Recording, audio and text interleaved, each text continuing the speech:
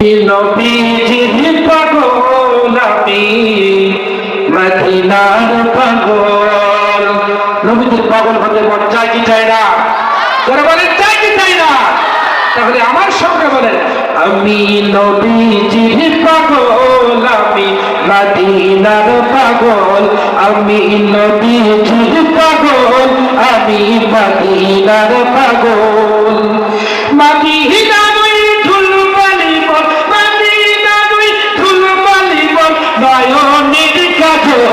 আমি নবীজির পাগল আমি মদিনার পাগল। আমি নবীজির পাগল আমি মদিনার পাগল। আমার মুখে নবী নবী তু চোখে মদিনার ছবি। আমার বুকে নবী নবী তু চোখে মদিনার ছবি।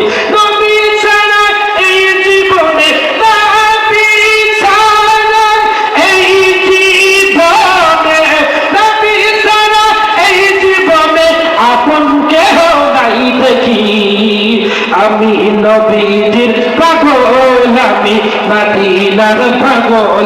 আমি নবীজির পাগল আমি মদিনার পাগল। একটা জবান বন্ধ রাখিবেন না, মায়ার জবান দিয়ে বলি আল্লাহু আকবার। সম্মানিত হাজিরিন, সবাই খুব সংকীর্ণতা এলাকার বা এই প্রতিষ্ঠানের শিক্ষক হিসাবে জাস্ট কয়েকটা ফর্মালিটি দিব। সম্মানিত হাজিরিন, আমি যে কুরআনুল কারীম থেকে তেলাওয়াত করেছি, সূরা আল ইমরান থেকে যে আয়াতে কারীম তেলাওয়াত করেছি, 31 নম্বর আয়াত, কুল ইন কুনতুম তুহিব্বুনাল্লাহা ফাত্তাবিউনি ইউহিব্বুকুমুল্লাহু ওয়া ইয়াগফির লাকুম যুনুবাকুম ওয়াল্লাহু গফুরুর রহিম। এই আয়াতে কারীমে আল্লাহ রাব্বুল আলামিন এই আয়াতে কারীমের ভিতরে বলে দিয়েছেন, হে রাসূল আপনি বলে দিন, হে রাসূল আপনি বলে দিন, তোমরা যদি মহান আল্লাহ রাব্বুল আলামিনকে ভালোবাসতে চাও তাহলে তোমরা আমার রাসূলকে অনুসরণ করো। যারা বলে আল্লাহু আকবার। আল্লাহকে কি ডাইরেক্ট দেখা যাবে? আল্লাহকে ডাইরেক্ট দেখা অসম্ভব, কোন মানুষের পক্ষে সম্ভব না। এজন্য আল্লাহ রাব্বুল আলামিন তার রাসূলকে মানবতে পাঠিয়ে দিলেন। তোমরা যদি পৃথিবীর মানুষ, হে আমার বান্দা, তোমরা যদি আল্লাহকে পেতে চাও, আল্লাহকে পেতে চাও, তাহলে তোমরা আমার প্রিয় বন্ধু, প্রিয় হাবিব মুহাম্মদ রাসূলুল্লাহ সাল্লাল্লাহু আলাইহি ওয়াসাল্লামকে অনুসরণ করতে হবে। তাহলে তোমরা অটোমেটিক আল্লাহকে পেয়ে যাবে। বলেন সুবহানাল্লাহ। হাদিস শরীফের ভিতরে এসেছে, এক পৃথিবীর মানুষরা তোমরা ততক্ষণ পর্যন্ত প্রকৃত মুমিন হতে পারবে না যতক্ষণ পর্যন্ত তোমার পিতার চাইতে, যতক্ষণ পর্যন্ত তোমার সন্তানের চাইতে, যতক্ষণ পর্যন্ত দুনিয়ার মানুষের চাইতে আমার রাসূলকে বেশি ভালোবাসতে পারবে না, ততক্ষণ পর্যন্ত তোমরা প্রকৃত ঈমানদার হতে পারবে না। সুবহানাল্লাহ বলবেন নেই? যারা বলেন সুবহানাল্লাহ। তাহলে প্রকৃত ঈমানদার হতে গেলে কাকে ভালোবাসতে হবে? জীবনের চাইতে কাকে ভালোবাসতে হবে? রাসূলকে ভালোবাসতে হবে।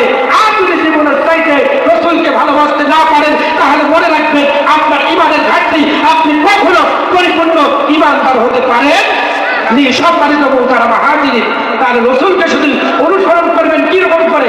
রাসূলকে অনুসরণ করবেন কি করে? রাসূলকে অনুসরণ করতে হলে রাসূলের জীবনে আদর্শ সবগুলাই মানতে হবে। মনে রাখবেন আবু জাহেল, আবু লাহাব, উতবা, শাইবা এনারাও কিন্তু যোদ্ধা ছিল। এনাদের মাথায় টুপি ছিল, এনাদের মাথায় পাগড়ি ছিল, এনাদের দাড়ি ছিল। মনে রাখবেন যে মুমিন কম, এই আল্লাহর প্রিয় বান্দারা মনে রাখবেন, কিন্তু এদের ভিতরে একটা জিনিস ছিল না, এদের ভিতরে ছিল না রাসূলের মহব্বত। তার কারণে এদের স্থান হয়েছে ফি নারি জাহান্নাম। জোরে বলেন ঠিক কিনা? তাহলে বর্তমান প্রেক্ষাপটে শুধু দাড়ি রাখলে রাসূলকে ভালোবাসা যায় না, শুধু পাগড়ি পরলে রাসূলকে ভালোবাসা যায় না, শুধু দুঃখা পড়লে রাসূলকে ভালোবাসা যায় না, শুধু পাঁচ ওয়াক্ত নামাজ পড়লে রাসূলকে ভালোবাসা যায় না।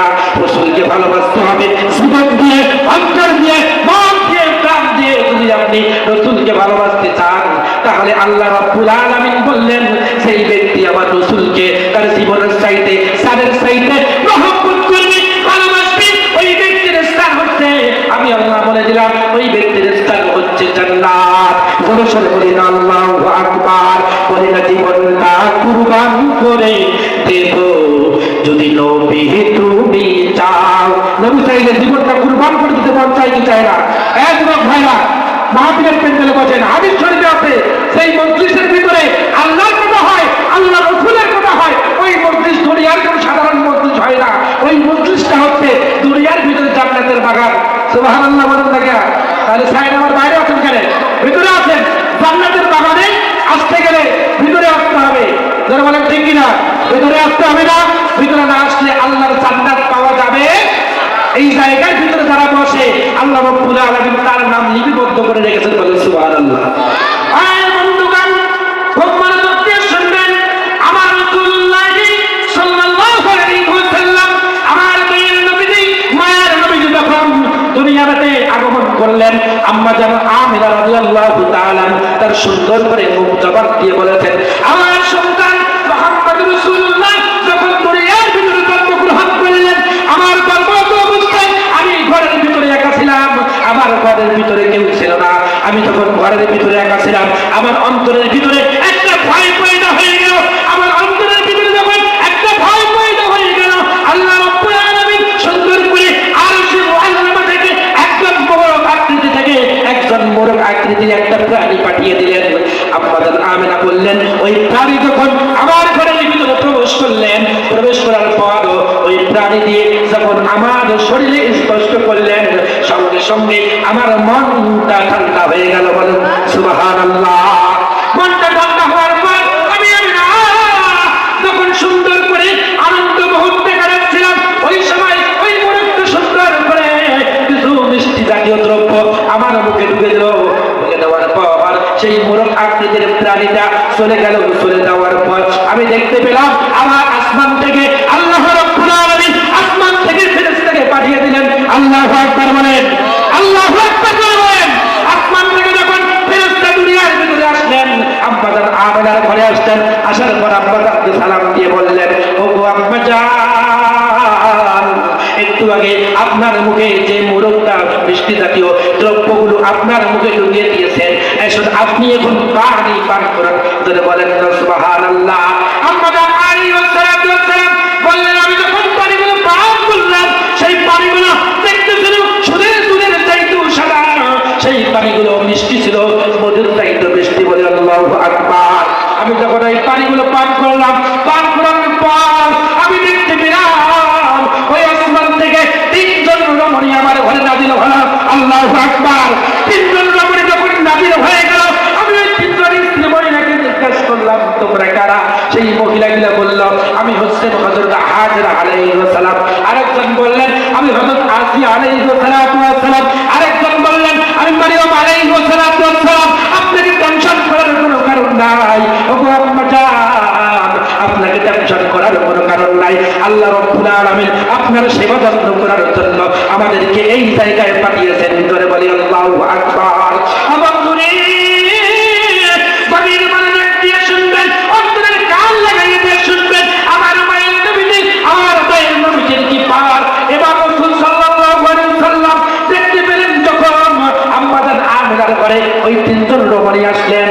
আসার পর ওই তিনজন রমণী আল্লাহ আম্মা জান আমিনা রাদিয়াল্লাহু তাআলা সেবা যত্ন করতে লাগলেন। সেবা যত্ন করতে করতে আম্মা জান আলাইহিস সালাতু ওয়াস সালাম বললেন, আমি যখন আমার সন্তান মুহাম্মদকে, আমার মায়ের নবীজি, দয়ার নবীজি দুনিয়ার ভিতরে আসলেন, আসার পর একটা আমি অদৃশ্য আওয়াজ শুনলাম। সেই আওয়াজটাতে বলতেছেন, এ তিনজন রমণী, তোমরা শুনে রাখো, এই বালক বাচ্চাটাকে দুনিয়ার মানুষের চোখের আড়াল থেকে বাইরে রাখো। বলে আল্লাহু আকবার।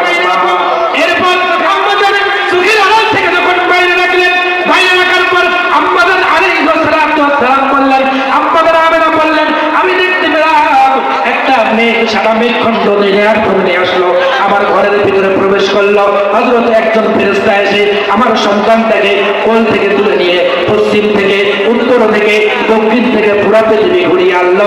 আর একজন ব্যক্তি বললেন, তোমরা যাও, একে ঘুরিয়ে নিয়ে আসো, পৃথিবীর কোনো মানুষ যেন চিনতে বাকি না রয়। বলে বলি না আল্লাহু আকবার।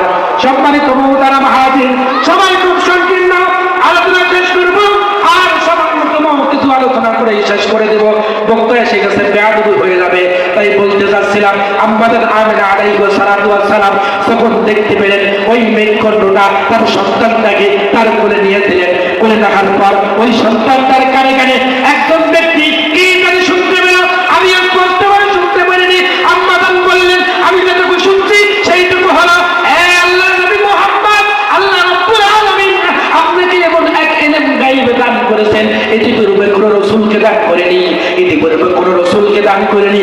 আর হ্যাঁ মুহাম্মদ, আপনি শুনে রাখুন, আল্লাহ রাসূল আপনার প্রতি যারা ঈমান আনবে, আপনাকে যারা ভালোবাসবে, আপনাকে যারা শ্রদ্ধা করবে, আপনাকে যারা মান্য করবে, আল্লাহ রাব্বুল আলামিন বলে দিয়েছেন তাদের জন্য জাহান্নামের আগুন হারাম হয়ে যাবে। বলেন সুবহানাল্লাহ।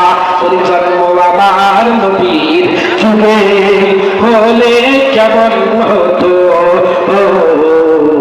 জন্ম আমার নবীর যুগে হলে কেমন হতো, নয়নে রাসূল পাক দেখিলে কেমন হতো, নয়নে রাসূল পাক দেখিলে কেমন হতো, জন্ম আমার নবীর যুগে হলে কেমন হতো,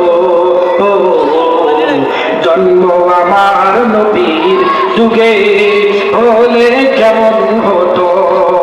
আসতো ভেসে হযরতে বেলালের মধুর গান, আসতো ভেসে হযরতে বেলালের মধুর গান, সে আগানে এমন ছিল মধু মুগ্ধ রহমান, আবু বকর ওমর ওসমান আলী সঙ্গী হলে কেমন হতো। একটা জবান বন্ধ রাখিবেন না, মায়ার জবান দিয়ে বলেন আল্লাহু আকবার।